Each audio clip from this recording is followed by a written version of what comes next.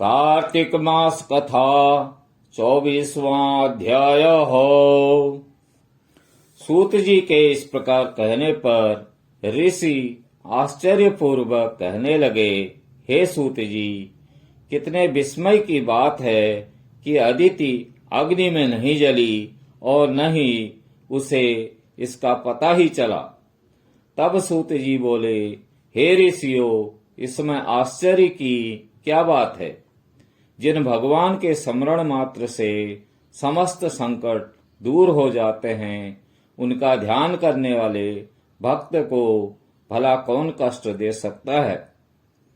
जब अग्नि शांत हुई तब भगवान विष्णु स्वयं अदिति के सामने प्रकट हुए और बोले, हे देव माता, तुम्हारे इस कठिन तप से हम अति प्रसन्न हैं। आप इच्छित वरदान मांगिए।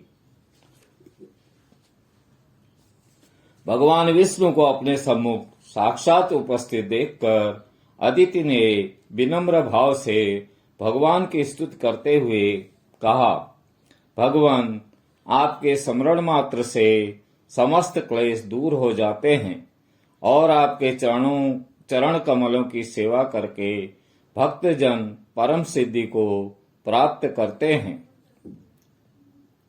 ऐसे भगवान को नमस्कार है।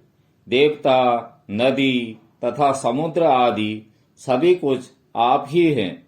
अतएव आप मेरे पुत्रों की रक्षा कीजिए तथा निष्कंटक राज्य दीजिए। अदिति के ये वचन सुनकर भगवान कहने लगे, हे देव माता, अब मैं पुत्र रूप में तुम्हारे यहाँ जन्म लेकर असुरों का संहार करूंगा।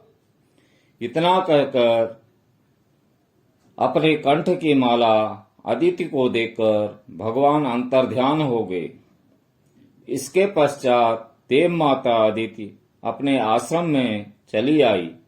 यथा समय अदिति ने हजारों सूर्य के समान तेजस्वी, कमल नयन, शंख चक्र गदा पद्म कमंडल तथा पीतांबरधारी मुनियों द्वारा स्तुत किए जाने योग्य, भक्तों के प्रिय और दुष्टों के संहार करता वामन भगवान को पुत्र रूप में प्राप्त किया।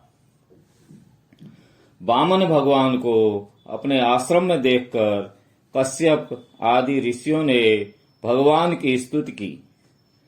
तब वामन भगवान कश्यप जी से बोले, हे पिताश्री, हम प्रसन्न हैं। आपके समस्त मनोरथ पूर्ण हो। हमने अब तक 2 बार आपके घर में जन्म लिया है और आगे भी जन्म लेंगे। उधर राजा बलि ने दैत्य गुरु श्री शुक्राचार्य की अध्यक्षता में बड़ा भारी यज्ञ प्रारंभ किया, जिसमें हवि ग्रहण करने के लिए उन्होंने लक्ष्मी जी सहित विष्णु भगवान का आह्वान किया। उसी समय भगवान बटुक ब्रह्मचारी के रूप में वहां पर उपस्थित हुए। भगवान के बौने ब्रह्मचारी रूप में होते हुए भी ऋषि लोग ज्ञान दृष्टि से उनको पहचान गए। उन्हें देखकर दानव गुरु शुक्राचार्य ने राजा बलि को सारी स्थिति से अवगत करा दिया।